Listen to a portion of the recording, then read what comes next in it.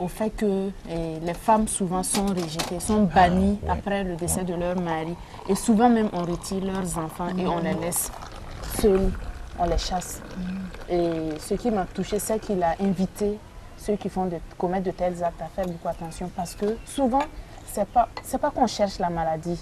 Souvent même, rien ne prouve que c'est la femme qui a amené la maladie.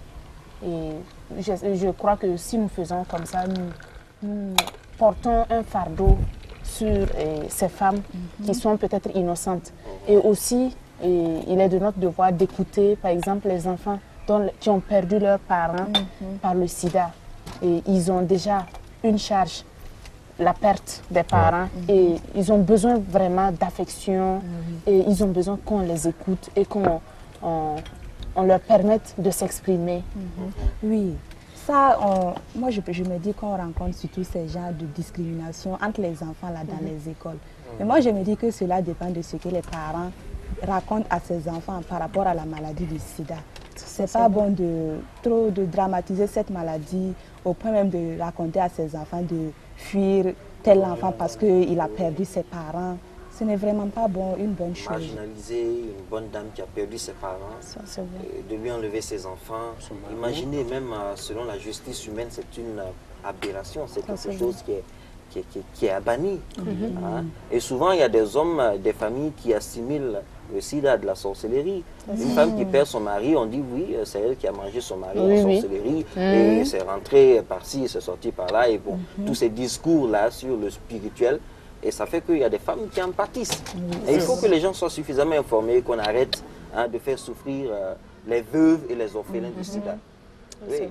C'est vraiment peut-être même une loi, et il faut peut-être une réglementation pour ça, pour que les femmes, les veuves et les orphelins du sida soient protégés contre de telles pensées, de telles des pratiques de ce genre.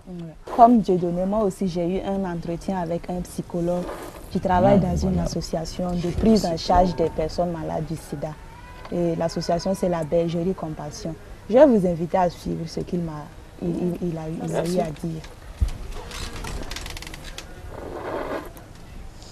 Ah, le thé il est bon, hein?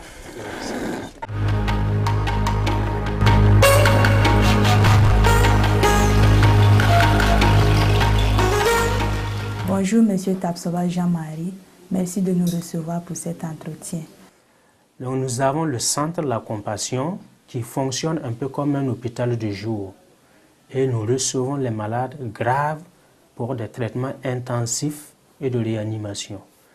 Mais nous organisons aussi de la visite à domicile surtout.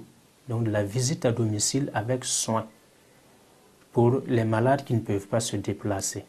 Donc il y a des équipes qui sont composés d'accompagnants communautaires qui ne sont pas forcément de la santé et qui sont composés également d'infirmiers et qui font régulièrement de la visite au moins 2 fois par semaine à chaque malade du sida et qui proposent à travers cette visite à domicile-là le soutien moral, les conseils d'hygiène et les soins des infections opportunistes.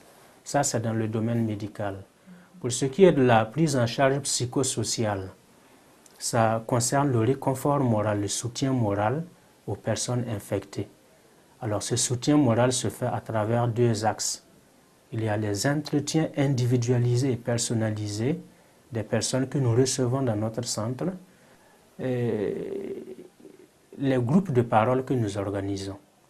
Les groupes de parole ou groupes d'autosupport sont des personnes infectées qui se retrouvent ici régulièrement pour discuter entre eux des différentes difficultés qu'ils rencontrent, des problèmes qu'ils rencontrent, et pour se réconforter mutuellement.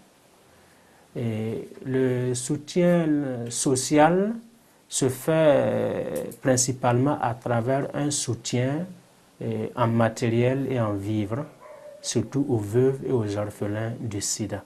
Et il y a le soutien spirituel que nous organisons également à travers des groupes de prière, des intercessions individuelles et la distribution de documents de traités bibliques à ceux qui le désirent. Êtes-vous satisfait de votre travail? Nous sommes satisfaits dans la mesure où nous arrivons à répondre aux besoins des personnes infectées et affectées. Bien sûr que dans le domaine de la lutte contre le sida, il y a des déceptions, parce que nous accompagnons des gens qui sont appelés plus tard à mourir, parce que pour le moment, nous n'avons pas de traitement radical, et ça nous peine beaucoup. Mais le fait de pouvoir soulager la douleur de la personne, de pouvoir lui apporter un réconfort moral, un soutien spirituel, ça constitue pour nous beaucoup de satisfaction. Nous avons remarqué que les membres des familles avaient peur du malade. Mais là, c'est parce que les gens n'étaient pas suffisamment informés et sensibilisés sur la maladie, notamment sur ses voies de contamination. Mais avec les différentes campagnes de sensibilisation et avec l'éducation que nous introduisons dans les familles des personnes infectées, nous voyons maintenant que les gens n'ont plus peur et ils s'occupent du malade, en tout cas pour ce qui est des soins. Et donc il n'y a plus ce rejet, cette peur-là au niveau de la famille. Pour le moment, c'est des malades qui ne sont pas dépistés tôt. Ils sont dépistés le plus souvent en phase maladie ou en phase terminale. Alors il se trouve qu'ils ont déjà dilapidé beaucoup de ressources pour les soins. Nous avons remarqué que les membres des familles avaient peur du malade. Mais là, c'est parce que les gens n'étaient pas suffisamment informés et sensibilisés sur la maladie, notamment sur ses voies de contamination. Mais les différentes campagnes de sensibilisation et avec l'éducation que nous introduisons dans les familles des personnes infectées, nous voyons maintenant que les gens n'ont plus peur et ils s'occupent du malade, en tout cas pour ce qui est des soins. Et donc il n'y a plus ce rejet, cette peur-là au niveau de la famille. Pour le moment, c'est des malades qui ne sont pas dépistés tôt. Ils sont dépistés le plus souvent en phase maladie ou en phase terminale. Alors il se trouve qu'ils ont déjà dilapidé beaucoup de ressources pour les soins et certains dépensent beaucoup d'argent pour des traitements traditionnels, pour aller chez le charlatan, chez les marabouts. Et en fin de compte, ils n'ont plus de ressources, ils ont tout vendu, la parcelle, la mobilette, tout ça pour pouvoir s'occuper, ils n'ont plus de ressources. Donc la difficulté principale chez ces malades, c'est la difficulté financière. Qu'est-ce que nous jeunes pouvons faire concrètement pour venir en aide aux infectés et affectés du VIH-Sida?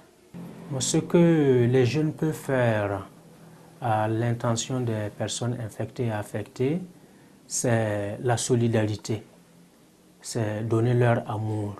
Parce que ce que les personnes vivant avec le VIH ont besoin, ce n'est pas de la pitié, mais c'est plutôt de l'amour et de la solidarité. Il y a des soins que la famille doit donner aux malades, les soins d'hygiène, la toilette du malade, la prévention des escarres, c'est-à-dire quand le malade est couché pendant longtemps, il ne peut pas se mouvoir, ça fait des plaies, il faut qu'il soigne ces plaies, il faut qu'il mobilise le malade chaque fois pour éviter la constitution de ces escarres. Et il faut pourvoir aussi à l'hygiène alimentaire et nutritionnelle, parce que ce sont des malades qui ne doivent pas manger tout. Merci, M. Tapsoba Jean. Je vous remercie également. Oui. Que dites-vous de ça? Vous voyez, dans l'intervention du psychologue, j'ai été tiqué, parce qu'il y a la maladie croît et il n'y a pas de remède. Qu'est-ce que nous pouvons faire? Il a parlé de la prière et je crois que c'est quelque chose de très important. Nous devons nous engager dans la prière parce que Jésus, en son temps, il a guéri les malades.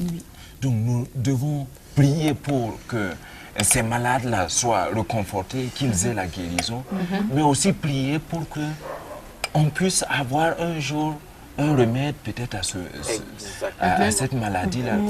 Auparavant, peut-être que il y a des maladies qui étaient incurables et maintenant on a trouvé avec la révolution scientifique. C'est bien vrai, voilà, de la lèpre, c'est ça, les vaccins. la rage et autres. Donc c'est vrai que les hommes travaillent, mais il faut l'appui de Dieu. Si Dieu est avec nous, nous pourrons faire des réalisations. Je dirais qu'on pourrait, par exemple, ici, revenir à l'exemple de Jésus, et qui avec la femme qui avait commis l'adultère et qui est venue à ses pieds parce qu'elle était poursuivie pour être tuée. Ouais. Qu'est-ce que Jésus a répondu? Jésus ne l'a pas condamnée. Et nous qui sommes des petits Christ, nous devons prendre son exemple. Nous ne devons pas condamner ceux qui sont malades du sida, même s'ils ont attrapé le sida par le vagabondage sexuel. Nous n'avons pas à juger. Nous avons seulement à manifester de la compassion et de l'amour, comme Jésus l'a fait à l'égard de cette femme et de cette prostituée, si je peux dire. Tu parlais tout de suite de guérison miraculeuse là. Ouais. Mais en effet, j'ai suivi en tout cas le témoignage de chrétiens d'Ouganda, mais c'est vraiment très édifiant. bon? Parce que l'ONU-SIDA avait programmé qu'en 1997, à peu près le tiers de la population ougandaise allait être totalement décimée par le sida. C'était vraiment des chiffres très alarmants. Mais bon, les chrétiens ont pris la chose en main, commencé à prier, jeûner et prier dans les lieux de service, même à l'église, se retirer même souvent en brousse pour prier. Mais vous vous rendez compte que tout récemment, la courbe a totalement chuté. Et vraiment, c'est des chiffres officiels, des gens ont été guéris du sida d'une manière miraculeuse. Oui, ils étaient malades, on a prié, ils sont partis faire le test et voilà, ils trouvent qu'ils sont séronégatifs. Oui, et ça, c'est grâce à la prière. C'est grâce à la prière. Il faut souligner que la prière est vraiment très importante pour les personnes malades parce que déjà, quand la personne est malade, elle est affaiblie moralement, psychologiquement. Elle n'a même plus la force pour prier. Donc, cela incombe aux personnes encore qui sont saines de prier pour intercéder auprès de Dieu pour ces personnes, afin que Dieu étende sa main. Et voilà, par la foi, Dieu a guéri ces personnes. Je pense que ce sont de très bons conseils pour moi, afin que je puisse être utile à mon ami. Ouais. Et puis, il faudra se dire que c'est ça aussi, aimer la vie. C'est Quand ça. on parle d'amour pour la vie, c'est pouvoir également soutenir Exactement. l'autre, venir en aide aux personnes souffrantes. Nous faisons partie d'une communauté, la communauté humaine des hommes. Dire en fait que notre groupe est menacé tout simplement parce qu'il y a une maladie qui est là, qui est le sida. Chacun devrait poser sa pierre qui pourrait contribuer à la construction de l'édifice d'ensemble. Donc, et ça, d'autres, c'est la prière. Et surtout nous les chrétiens, nous devons prier pour cela. Ceux qui sont financièrement assez poussés, qui trouvent en tout cas qu'ils ont cette capacité de venir en aide financièrement aux malades du sida, puisque bon, la plupart, comme l'expert nous disait, ont vendu presque tout et n'ont plus rien. Pouvoir acheter certains médicaments pour les maladies opportunistes, pour eux. Et chacun pourrait contribuer de sa façon, d'autres moralement, d'autres psychologiquement, d'autres financièrement. Et c'est ainsi que nous pourrons tous ensemble, unis main à main, main dans la main, éradiquer cette maladie hors de notre planète. Alors Jacques, pour ton ami, déjà que tu as eu le contact avec lui, c'est déjà quelque chose de très important parce qu'on a franchi la barrière de la peur. Et c'est ce qui, c'est déjà un pas important. Donc désormais, ce que tu peux faire, c'est vraiment de le mettre dans de bonnes conditions, qu'il ne se sente pas à l'écart. Je sais surtout comme tu es un beau parleur et je me dis qu'il pourra trouver du réconfort auprès de toi. N'est-ce pas les amis? Oui, oui. C'est Et vrai. prochainement, quand tu iras, vraiment, il faut me faire signe. Justement, on pourrait lui rendre visite ensemble, hein, Oui. quand vous voulez. Hein. Et on pourra même l'inviter à prendre le thé avec nous un jour. Pourquoi pas? Ou bien même organiser un pique-nique ensemble. Voilà. Je crois que ça...